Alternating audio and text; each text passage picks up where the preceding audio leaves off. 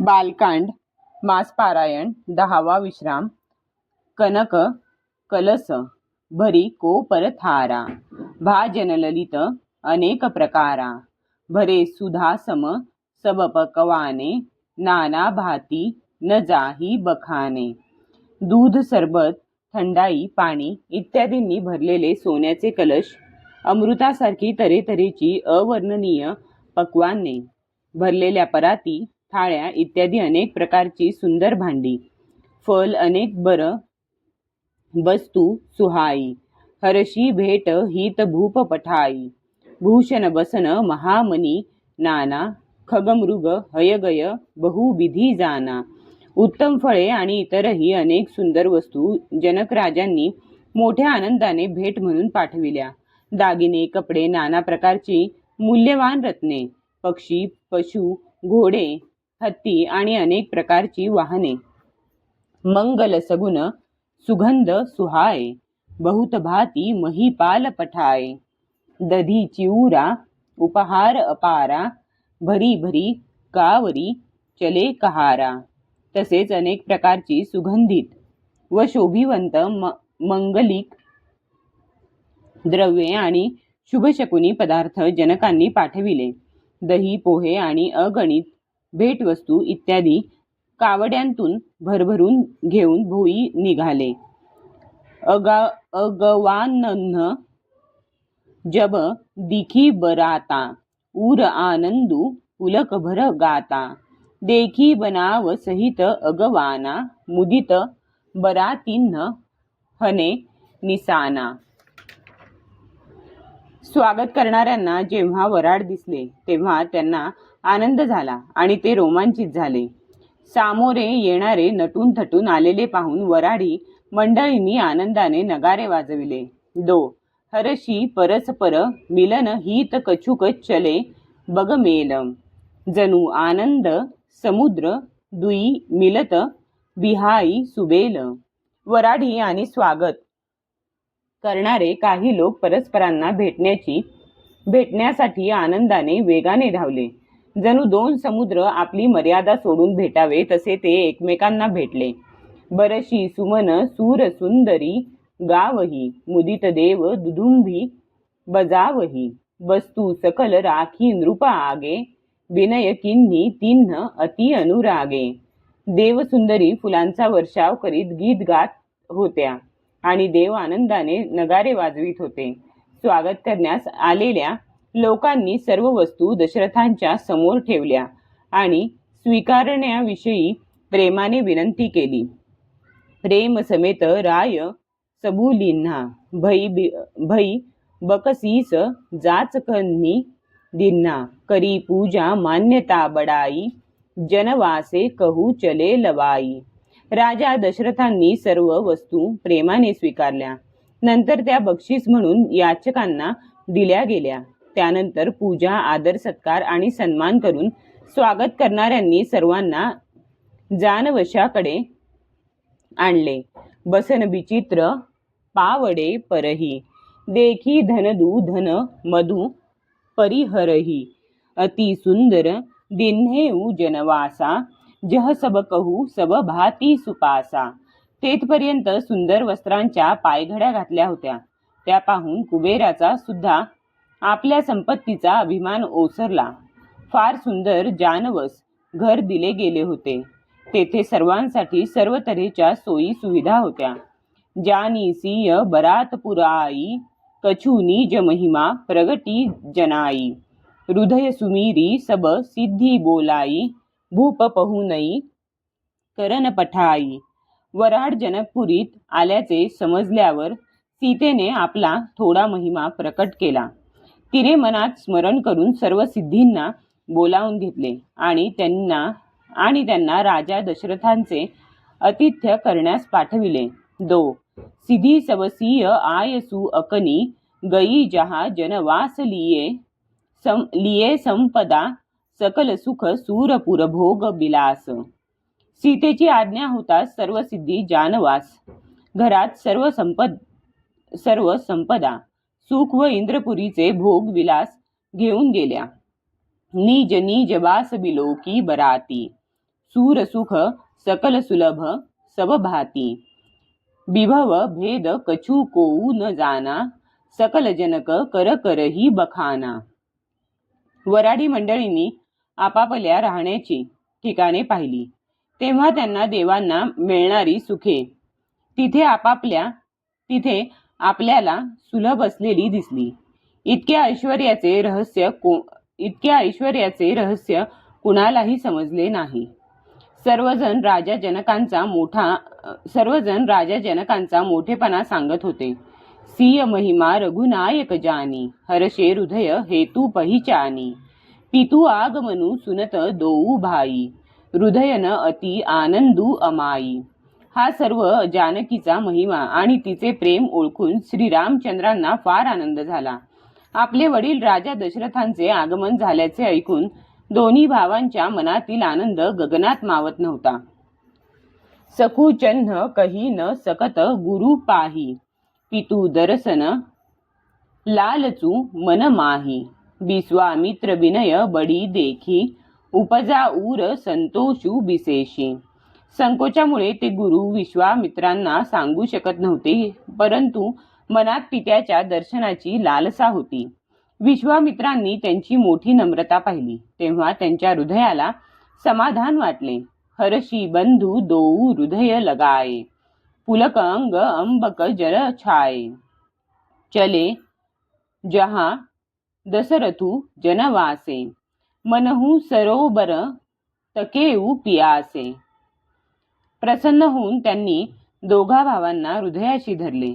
त्यांचे शरीर पुलकित झाले आणि नेत्रांतून प्रेमाश्रू वाहू लागले. ते त्यांना घेऊन दशरथांच्याकडे गेले. जणू सरोवरच तहानलेल्याकडे निघाले होते. भूप बिलोके जबही मुनी आवत सुतन्ह समेत, उठे हर्षी सुख सिंधू महू चले थाह सी लेत. जेव्हा राजा दशरथांनी पुत्रांसह मुनी येत असल्याचे पाहिले तेव्हा ते मोठ्या आनंदाने उठले व सुखसागराचा थांग घेत निघाले. मुनीही दंडवत किन्ह महिसा, बार बार पद रज धरी सीसा, कौशिक राऊ लिये उरलाई, कही असिस पुछी कुसलाई. पृथ्वीपती दशरथांनी मुनींची चरणरज वारंवार आपल्या मस्तकाला लावली आणि त्यांना दंडवत प्रणाम केला. विश्वामित्रांनी राजाला उठून हृदयाशी धरले आणि आशीर्वाद देऊन खुशाली विचारली. पुनी दंडवत करत दोऊ भाई, देखी नृपती उर सुखू न समाई, सूतही लाई दुसह दुख मेटे, मृतक शरीर प्राणजनू भेटे. नंतर दोघा भावांनी राजाला साष्टांग नमस्कार घातला. तेव्हा राजांना झालेला आनंद काही विचारू नका. त्यांनी दोन्ही मुलांना छातीशी कवटाळून आपले वियोगाचे दुःख दूर केले. जणू मेलेल्या शरीरात नवचैतन्य आले. पुनी वसिष्ठ पद सिर तिन्न नाये, प्रेम मुदित मुनिवर उरलाये, विप्रवृंद बंदे दुहू भाई, मन भावती असिसे पायी. नंतर त्यांनी वसिष्ठांच्या चरणी मस्तक ठेवले. मुनिश्रेष्ठ वसिष्ठांनी सप्रेम आनंदाने त्यांना आलिंगन दिले. दोघा बंधूंनी सर्व ब्राह्मणांना वंदन करून मनपसंत आशीर्वाद मिळविले. भरत सहानुज किन्न प्रणामा, लिये उठाई लाई उर रामा, हर्षे लखन देखी दोऊ भ्राता, मिले प्रेम परिपूरित गाता. भरताने लहान भाऊ शत्रुघ्न याचे सह श्रीरामांना प्रणाम केला. श्रीरामांनी त्याला उचलून धरून हृदयाशी कवटाळले. लक्ष्मण दोघा भावांना पाहून आनंदित झाला आणि प्रेमाने त्यांना मिठी घातली. पूरजन परिजन, जातीजन जाचक मंत्री मित, मिले जथाविधी सबही प्रभू परम कृपाल विनीत. त्यानंतर परम कृपाळू आणि विनयी श्रीरामचंद्र अयोध्यावासियांना, कुटुंबियांना, ज्ञाती बांधवांना, याचकांना, मंत्र्यांना, मित्रांना अशा साऱ्यांना यथायोग्य पद्धतीने भेटले. राम ही देखी बरात जुडानी, प्रीती की रीती न जाती बखानी. नृप समीप सोह ही सुतचारी, जनुधन धर्मादिक तनुधारी. श्री रामचंद्रांना पाहून वराडी मंडळींना समाधान झाले. प्रेमाच्या रूपाने वर्णन करता येत नाही. राजाचे 4 पुत्र जणू धर्म, अर्थ, काम, मोक्ष हे साकार झाल्यासारखे शोभत होते. सुतन्न समेत दशरथही देखी, मुदित नगर नरनारी बिसेशी. सुमन बरीसी सूर हनही निसाना, नाक नटी नाचही करी गाना. पुत्रांसह राजा दशरथांना पाहून नगरातील स्त्री पुरुष फारच आनंदित झाले होते. आकाशातून देव फुलांची उधळण करीत नगारे वाजवित होते आणि अप्सरा गात गात नाचत होत्या. सतानंद अरु विप्र सचिव गण, मागधसुत बिदुष बंदीजन. सहित बरात राऊ सनमाना, आयसू मागी फिरे अगवाना. स्वागताला आलेले शतानंद, इतर ब्राह्मण मंत्रीगण, स्तुती पाठक, सूत विद्वान व भाट यांनी वराडासह दशरथ राजांचा आदर सत्कार केला आणि त्यांचा निरोप घेऊन परत गेले. प्रथम बरात लगन ते आई, ताते पूर प्रमोदू अधिकाई. ब्रह्मानंदू लोग सब लहही, बढहू दिवस निसी विधीसन कहही. वराड लग्नापूर्वीच आल्यामुळे प्रथम बरात लगन ते आई, ताते पूर प्रमोदू अधिकाई. ब्रह्मानंदू लोग सब लहही, बढहू दिवस निसी विधी सन कहही. वराड लग्नापूर्वीच आल्यामुळे जनकपुरीमध्ये आनंद पसरला होता. सर्व लोकांना जणू ब्रह्मानंद वाटत होता. ते विधात्याला विनंती करीत होते की दिवस व रात्र मोठे होत. रामुसीय शोभा अवधी सुकृत, अवधी दोऊ राज. जहतह पूरजन कहही अस मिली नर नारी समाज. श्रीराम व सीता हे लावण्याची परिसीमा आहेत आणि दोन्ही राजे पुण्याची.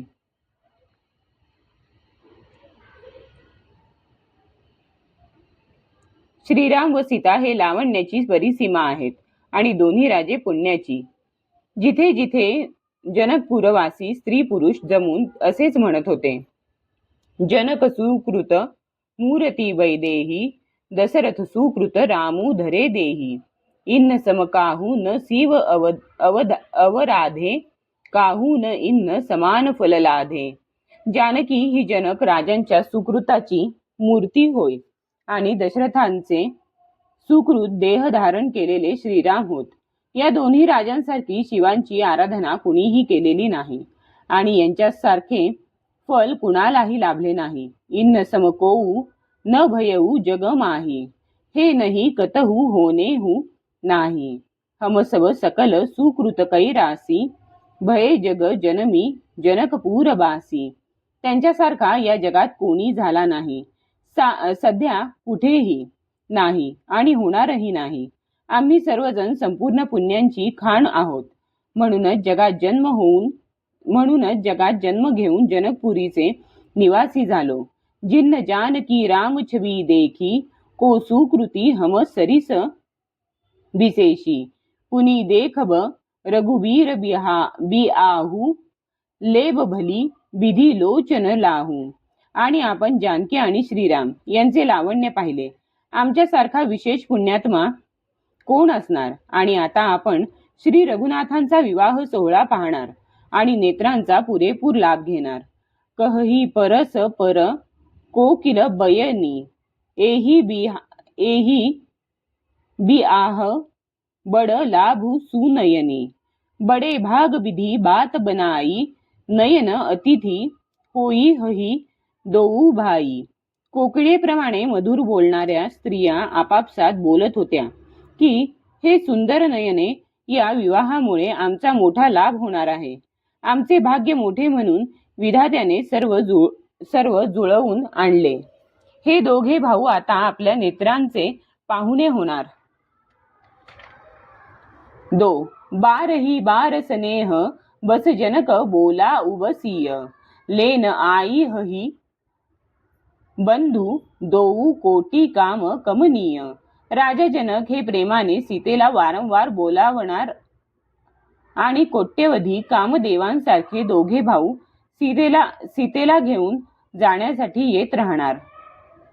विविध भाती होई ही पहुनाई प्रिय न काही अस सासुरमाई तब तब राम लखनही निहारी होई हही सबपूर लोग सुखारी.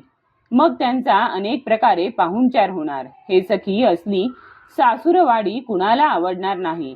त्यावेळी आम्ही सर्व नगरवासी श्रीराम लक्ष्मणांना पाहून पाहून सुखावून जाऊ. सखी जस राम लखन कर जोटा तैसेई भूपसंग दुई ढोटा श्याम गौर सब अंग सुहाए ते सब कहही देखी जे आए. हे सखी श्रीराम लक्ष्मण यांची जशी जोडी आहे तसेच राजांच्या बरोबर आणखी 2 कुमार आहेत. एक श्यामल आणि दुसरा गौरवर्णाचा आहे. त्यांचे सर्व अवयव फार सुंदर आहेत. जे लोक पाहून आलेत ते सर्व असेच म्हणतात. कहा एकमयी आजू निहारे जनु बिरंची निज हात सवारे भरतू राम ही की अनुहारी सहसा लखी न सकही नर नारी. एक जण म्हणाला, मी आजच त्यांना पाहिले. ते इतके सुंदर आहेत की जणू ब्रह्मदेवांनी त्यांना आपल्या हातांनी घडविले आहे. भरत हा श्रीरामांचेच रूप घेऊन आला आहे. स्त्री पुरुष त्यांना सहजपणे ओळखू शकणार नाहीत. लखनू शत्रुसुदनू एक रूपा नखसिक ते सब अंग अनुपा मन भावही मुख बरनी न जाही उपमा कहू त्रिभुवन कोऊ नाही. लक्ष्मण व शत्रुघ्न हे दोघे एकरूप आहेत. दोघांची नखशिखांत सर्व अंगे अनुपम आहेत. मनाला फार छान वाटतात, परंतु मुखाने त्यांचे वर्णन करता येत नाही. उपमा न कोऊ कह दास तुलसी कतहू कब को बिद कहे बल बिनय विद्यासिल शोभा सिंधु इन्हके एई अहे पूर नारी सकल पसारी अंचल विधि बचन सुनावही ब्याही अहू चारिऊ भाई एही पुर हम सुमंगल गावही. तुलसीदास म्हणतात की कवी व विद्वान असे म्हणतात की यांच्यासाठी कुठेही कुठलीही उपमा नाही. बल विनय विद्या आणि शोभेचे सागर असलेले हे यांच्यासारखे हेच आहेत. जनकपूरच्या सर्व स्त्रिया पदर पसरून विधात्याला म्हणतात की चारीही भावांचा विवाह याच नगरात होवो आणि आम्ही सर्वजणी मंगलगीते गाऊ. सो कहही परस्पर नारी बारी विलोचन पुलकतन सखी सबू करब पुरारी पुण्य पयोनिधी भूपदेऊ दोऊ.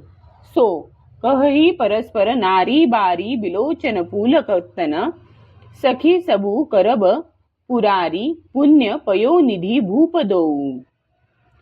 डोळ्यांत प्रेमाश्रू आणून पुलकित शरीराने स्त्रिया आपापसात म्हणत होत्या की हे सखी दोन्ही राजे पुण्याचे सागर आहेत. त्रिपुरारी शिव सर्व मनोरथ पूर्ण करतील. एही विधी सकल मनोरथ करही आनंद उमगी ऊर भरही जेंद्रूपसीय स्वयंवर आये देखी बंधू सब तिन्ह सुख पाये. अशा प्रकारे सर्वजण मनोरथ करीत होत्या आणि त्यांच्या हृदयाला आनंदाची भरती येत होती. सीतेच्या स्वयंवरासाठी जे राजे आले होते त्यांना ही चारी भाऊ पाहून आनंद वाटला. कहत राम जसू बिसद बिसाला निज निज भवन गए महिपाला गए बीती कछु दीन एही भाती प्रमुदित पूरजन सकल बराती. श्रीरामांची निर्मल व महान कीर्ती सांगत ते राजे लोक आपल्या घरी परत गेले. अशा प्रकारे काही दिवस निघून गेले. जनकपुरवासी आणि वराडी मंडळी सर्व मोठ्या आनंदात होते. मंगल मूल लगन दिनू आवा मंगल मूल लगन दिनू आवा, ही मरी तू अगहनु मासू सुहावा, ग्रह तिथी नखतू जोगू बर बारू, लग्न सोधी विधी किन्न बिचारू. मांगल्याचे मूळ असलेला लग्नाचा दिवस आला. हेमंत ऋतू आणि शोभिवंत मार्गशीर्ष महिना होता. ग्रह तिथी नक्षत्र योग व वार उत्तम होते. मुहूर्त शोधून ब्रह्मदेवांनी त्यावर विचार केला. पठे दिन्ही नारद सनसोई, गणी जनकके गणकन्ह जोई, सुनी सकल लोगन्ह यह बाता, कही ज्योतिषी आही विधाता. आणि ती मुहूर्ताची पत्रिका नारदांच्या हातून जनकांच्याकडे पाठविली. जनकांच्या ज्योतिषांनी सुद्धा तीच गणना केली होती. जेव्हा सर्व लोकांना हे कळले तेव्हा ते म्हणू लागले की येथील ज्योतिषी सुद्धा ब्रह्मदेवच आहेत. धेनू धुरी बेला बिमल, सकल सुमंगल मूल, बिप्रन्न कहेऊ विदेह सन जानी सगुण अनुकूल. निर्मल व सर्व सुंदर मांगल्याचे मूळ असलेली गोरजाची पवित्र वेळ आली आणि अनुकूल शकुन होऊ लागले. हे पाहून ब्राह्मणांनी राजा जनकांना म्हटले, उपरोहित ही कहेऊ नरनाहा, अब विलंब कर कारनु काहा, सतानंद तब सचिव बोलाये, मंगल सकल साजी सब ल्याये. तेव्हा राजा जनकांनी पुरोहित शतानंदांना विचारले की आता उशीर करण्याचे कारण काय. तेव्हा शतानंदांनी मंत्र्यांना बोलावले. ते सर्वजण मंगल कार्याचे सर्व सामान सजवून घेऊन आले. शंख निसान पनव बहु बाजे, मंगल कलश सगुन शुभ साजे, सुभग सुआसिनी गावही गीता, करही वेद धुनी विप्र पुनीता. शंख नगारे ढोल आणि अनेक वाद्ये वाजू लागली. मंगल कलश व शुभ शकुनाच्या दही दुर्वा इत्यादी वस्तू सजवून ठेवल्या. सुंदर सुवासिनी स्त्रिया गीत गात होत्या आणि पवित्र ब्राह्मण वेद मंत्रांचा घोष करू लागले. लेन चले सादर एही भाती, गए जहा जनवास बराती, कोसलपती कर देखी समाजू, अति लघु लाग तिन्ही सुरराजू. सर्वजण मोठ्या आदराने वराड आणण्यासाठी निघाले. ते जानवस घरी गेले. अयोध्यापती दशरथांचे वैभव पाहून त्यांना देवराज इंद्र सुद्धा फार तुच्छ वाटू लागला. भयऊ समऊ अब धार्य पाऊ, भयऊ समऊ अब धार्य पाऊ, यह सुनी परा निसा नहीं घाऊ. गुरही पूछी करी कुलविधी राजा, चले संग मुनी साधू समाजा. त्यांनी जाऊन विनंती केली की वेळ झालेली आहे, आता चलावे. हे ऐकताच नगाऱ्यांवर टिपरी पडली. गुरु वसिष्ठांना विचारून आणि कुलाचाराप्रमाणे सर्व करून राजा दशरथ मुनी आणि साधूंचा समुदाय बरोबर घेऊन निघाले. भाग्य विभव अवधेस कर देखी देव ब्रह्मादी, लगे सराहन सहस मुख जानी जन्म नीचबादी. ब्रह्मदेव इत्यादी देव अयोध्यापती दशरथांचे भाग्य व वैभव पाहून आपला जन्म व्यर्थ समजू लागले आणि हजारो मुखांनी त्यांची प्रशंसा करू लागले. सुरन्न सुमंगल अवसरू जाना, बरशही सुमन बजाई निसाना. शिव ब्रह्मादिक विबुध बरूथा, चढे विमानन्ही नाना जुथा. सुमंगल वेळ पाहून देवगण नगारे वाजवीत फुलांचा वर्षाव करू लागले. शिव ब्रह्मदेव इत्यादी देववृंद जमावाने विमानात चढू लागले. प्रेम पुलक तन हृदय उछाहू, चले बिलोकन राम बिआहू. देखी जनकपुरू सुर अनुरागे, निज निज लोक सबही लगू लागे. ते प्रेमाने पुलकित होऊन आणि हृदय उत्साहाने भरून जाऊन श्रीरामांचा विवाह पाहण्यास निघाले. जनकपूर पाहून देव त्याच्या प्रेमात पडले व त्या सर्वांना आपापले लोक तुच्छ वाटू लागले. चितवही चकित विचित्र बिताना रचना सकल अलौकिक नाना. नगर नारी नर रूप निधाना सुगर सुधरम सुशील सुजाना. चित्र विचित्र मंडप आणि नाना प्रकारची ती सर्व अलौकिक मांडणी पाहून ते चकित झाले. नगरातील स्त्री पुरुष रूपाचे भांडार होते, सुंदर ठेवणीचे होते, श्रेष्ठ धर्मात्मे सुशील व सुजान होते. तीनही देखी सब सूर नारी भये नखत जणू बिधू उजियारी. विधी ही भयऊ आचरजू विशेषी निज करणी कछू कतहू न देखी. त्या लोकांना पाहून सर्व देव व देवांगना चंद्राच्या प्रकाशाने जसे तारागण निस्तेज होतात तसे प्रभाहीन झाले. ब्रह्मदेवांना विशेष आश्चर्य वाटले, कारण त्यांना तेथे स्वतःची निर्मिती कुठे दिसली नाही. शिव समुझाए देव सबजनी आचरज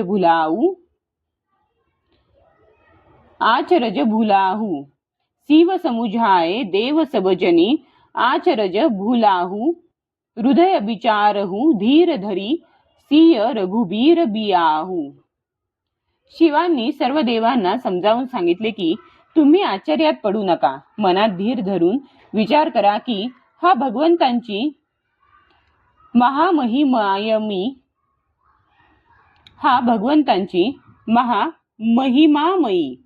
निजशक्ती सीता आणि अखिल ब्रह्मांडांचे परम ईश्वर प्रत्यक्ष भगवान श्री रामचंद्र यांचा विवाह आहे.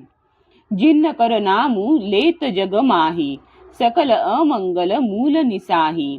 करतल होही पदार्थचारी तेई सिय रामू कहेऊ कामारी. ज्यांचे नाव घेतात जगातील सर्व अमंगळ मुळासह नष्ट होते आणि अर्थ धर्म काम मोक्ष हे पदार्थ मुठीत येतात. ते हेच जगताचे माता पिता श्री सीताराम आहेत असे शिवांनी सांगितले. एही विधी शंभु सुरंध समुझावा पुनी आगे बर बसही चलावा. देवन्न देखे दशरथू जाता महामोद मन पुलकित गाता. अशा प्रकारे शिवांनी सांगितले आणि मग आपल्या नंदीश्वराला पुढे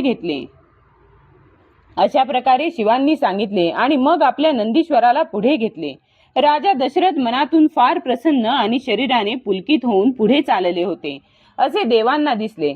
साधू समाज संग मही देवा जनु तनु धरे कर ही सुख सेवा. सोहत साथ सुभग सुतचारी जनु अप बरग सकल तनुधारी. त्यांच्यासोबत आनंदित साधू व ब्राह्मण मंडळी अशी दिसत होती की जणू सर्व सुखे शरीर धारण करून त्यांची सेवा करीत आहेत. चारी सुंदर पुत्र सोबत असे शोभून दिसत होते की जणू चारही मोक्ष देह धारण करून आले आहेत. मरकत कनक बर जोरी देखी सुरन्न भई प्रीती न थोरी. पुनी राम ही बिलोकी ही हर्षे नृप ही सराही सुमन तिन्न बरशे. पाचूच्या वर्णाचा एक व सुवर्ण वर्णाचा दुसरा अशी दशरथ पुत्रांची सुंदर जोडी पाहून देवांनाही फार प्रेम वाटले. मग श्री रामचंद्रांना पाहून ते मनापासून आनंदित झाले आणि राजांची वाखाणणी करीत त्यांनी फुले उधळली. राम रूपू नख सीख सुभग बारही बार निहारी. पुलक गात लोचन सजल उमा समेत पुरारी.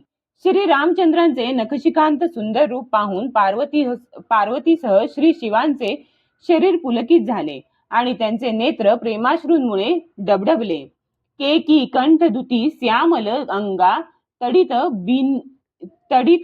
बिनिंदक बसन सुरंगा.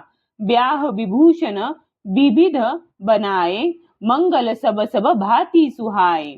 श्रीरामांचे शरीर मोराच्या कंठासारख्या कांतीसारखे श्यामल होते.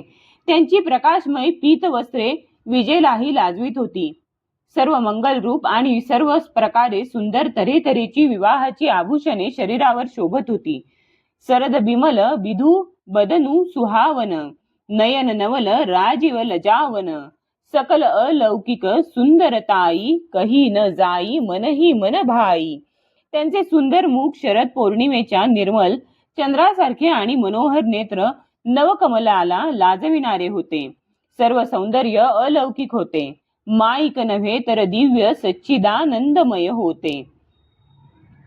ते सांगता येत नाही. मनातल्या मनातच त्याची गोडी वाटते. बंधू मनोहर सोहही संगा, जात न चावत चपल तुरंगा, राजकुवर बर बाजी देखावही, बस प्रशंसक बिरीद सुनावही.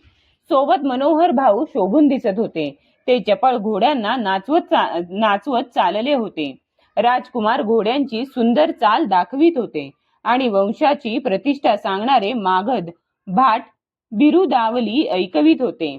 जेही तुरंग पर रामू बिराजे, गती बिलोकी खगनायकू लाजे, कही न जाई सब भाती सुहावा, बाजी बेशू जनु काम बनावा. ज्या घोड्यावर श्रीराम आरूढ होते त्याची वेगवान चाल पाहून गरुड सुद्धा लाजून चूर होत असे. त्याचे वर्णन करता येणे शक्य नाही. तो सर्व प्रकारे सुंदर होता. जणू कामदेवानेच घोड्याचा वेश धारण केला आहे. जणू बाजी बेशू बनाई, मन सिजू राम हित अति सोहई, आपने बयबल रूप गुणगती, सकल भुवन बिमोहई, जगमगत जीनू जराव ज्योती, सुमोती मनी मानिक लगे, किंकिनी ललाम लगामू, ललित बिलोकी सूर नर मुनी ठगे. जणू श्री रामचंद्रांच्यासाठी कामदेव घोड्याचा वेश धारण करून शोभत होता. तो आपली अवस्था, बाल रूप, गुण आणि चाल यांमुळे सर्व लोकांना मोहून टाकीत होता. सुंदर मोती मणी माणिक्य जडविलेले जीन प्रकाशाने झगमगत होते. त्यांचे घुंगरू लावलेले सुंदर लगाम पाहून देव, मनुष्य आणि मुनी हे सुद्धा थक्क होत होते. प्रभू मनसही लय लीन मनु चलत बाजी छबी पाव, भूषित उडगन तडित घनु जनु बर ही नचाव. प्रभू रामांच्या इच्छेमध्ये आपले मन विलीन करून चाललेला तो घोडा फार शोभून दिसत होता. जणू तारागण व वीज यांनी अलंकृत झालेला मेघ सुंदर मोराला नाचवीत होता. जेही बरबाजी रामू असवारा, तेही सारदऊ न बरनई पारा, संकरू राम रूप अनुरागे, नयन पंचदस अति प्रिय लागे. ज्या उत्तम घोड्यावर श्री रामचंद्र बसले होते त्याचे वर्णन सरस्वतीही करू शकणार नाही. श्री शंकर श्रीरामांच्या रूपावर इतके भाळून गेले होते की त्यांना या प्रसंगी आपले 15 नेत्र फार आवडू लागले होते. हरिहित सहित रामू जब जोहे, रमा समेत रमापती मोहे, निरखी राम छबी विधी हर्षाने, आठई नयन जानी पछिताने. भगवान विष्णूंनी जेव्हा प्रेमाने श्रीरामांना पाहिले तेव्हा ते स्वतः श्री लक्ष्मीसह मोहित झाले. श्रीरामांची शोभा पाहून ब्रह्मदेव मोठे प्रसन्न झाले. पण आपल्याला फक्त 8 डोळे आहेत म्हणून त्यांना खेद वाटला. सूरसेनप उर बहुत उछाहू, विधी ते देवढ लोचन लाहू, राम ही चितव सुरेश सुजाना, गौतम श्रापू परम हितमाना. देवांचे सेनापती कार्तिक स्वामी यांच्या हृदयात मोठा उत्साह दाटला होता. कारण ते ब्रह्मदेवांच्या पेक्षा 1.5 पट 12 डोळ्यांनी राम दर्शनाचा आनंद लुटत होते. सुजान इंद्र आपल्या 1000 डोळ्यांनी श्रीरामांना पाहत होता आणि गौतम मुनींनी दिलेला शाप आपल्यासाठी परम हितकारक मानत होता. देव सकल सूरपतीही सिंहाही आजू पुरंदर सम कोऊ नाही. मुदित देवगण रामही देखी नृप समाज दुहू हरशू बिसेशी. सर्व देव देवराज इंद्राशी ईर्ष्या करू लागले होते आणि म्हणत होते की आज इंद्रासारखा भाग्यवान दुसरा कोणीही नाही. श्री रामचंद्रांना पाहून देवगण प्रसन्न होते आणि दोन्ही राजांच्या परिवारामध्ये आनंद पसरलेला होता. अति हर्षू राज समाज दुहू दिसी दुधुंभी बाजही घनी बरशही सुमन सूर हर्षी कही जय जय जयती जय रघुकुल मनी. एही भाती जानी बरात आवत बाजने बहु बाजही राणी सुआसिनी बोली परीछनी हेतू मंगल साजही. दोन्हीकडच्या राजपरिवारांमध्ये अत्यंत हर्ष होता आणि फार जोराने नगारे वाजत होते. देव प्रसन्न होऊन रघुकुल शिरोमणी श्रीरामांचा जय जयकार असो असे म्हणत फुले उधळत होते. अशा प्रकारे वऱ्हाड आल्याचे समजल्यावर अनेक प्रकारची वाद्ये वाजू लागली आणि राण्या सुवासिनी स्त्रियांना बोलावून वराला ओवाळण्यासाठी मंगल द्रव्ये तयार करू लागल्या. सजी आरती अनेक विधी मंगल सकल सवारी चली मुदित परिछनी करण गजगामिनी बरनारी. अनेक प्रकारच्या आरत्या तयार करून व सर्व मंगल द्रव्ये बरोबर घेऊन गजगामिनी सुंदरी आनंदाने औक्षण करण्यासाठी निघाल्या. विधू बदनी सब सब मृगलोचनी सबनी जतन छबी रती मृदू मोचनी पहिरे बरन बरन बरचीरा सकल विभूषण सजे शरीरा. सर्व स्त्रिया चंद्रमुखी आणि मृगनयना होत्या आणि सर्वजणी आपापल्या शरीराच्या लावण्याने रतीचा गर्वहरण करीत होत्या. त्यांनी रंगीबेरंगी सुंदर साड्या परिधान केल्या होत्या आणि शरीरावर सर्व प्रकारचे दागिने घातले होते.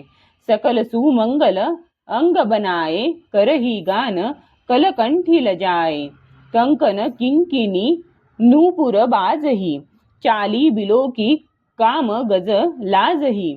सर्व अवयवांना सुंदर मंगल उटणी लावलेल्या त्या ललना कोकिळेला लाजवीत मधुर स्वरांनी गायन करीत होत्या.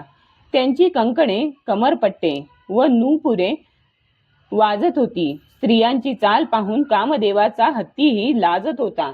बाजही बाजने विविध प्रकारा नभहरू नगर सुमंगल चारा सची सारदा रमा भवानी जे सूरतीय सुची सहज सयानी.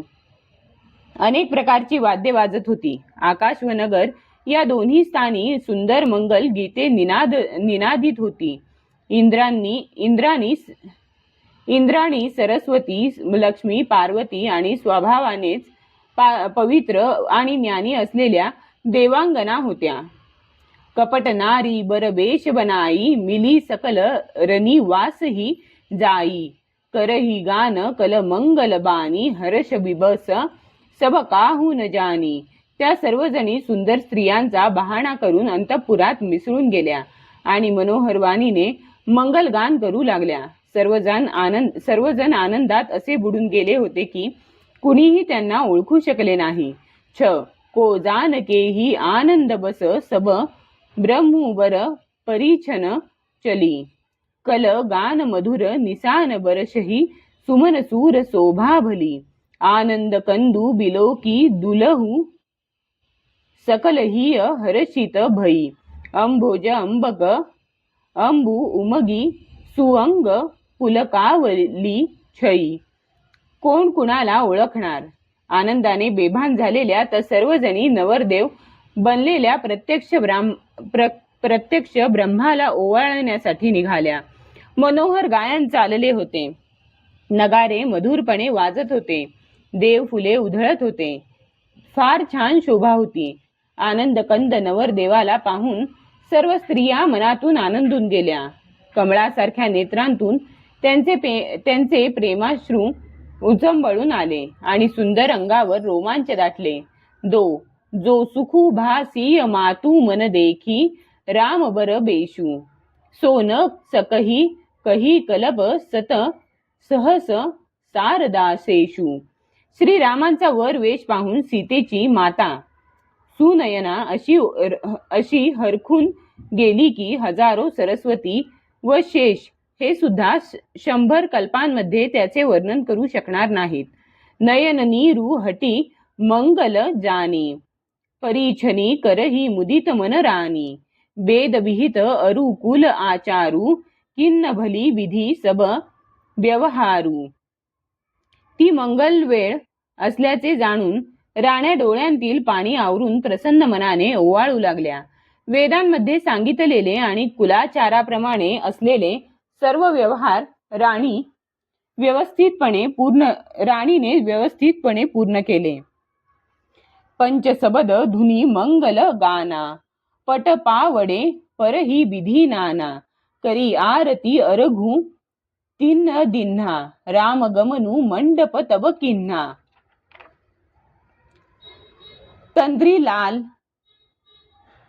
झांज नगारे आणि तुतारी या 5 प्रकारच्या वाद्यांचे स्वर पंचध्वनी, वेदध्वनी, बंदीध्वनी, जयध्वनी, शंखध्वनी आणि हुलुध्वनी आणि मंगलगान चालू होते. नाना प्रकारच्या वस्त्रांच्या पायघड्या घातल्या जात होत्या.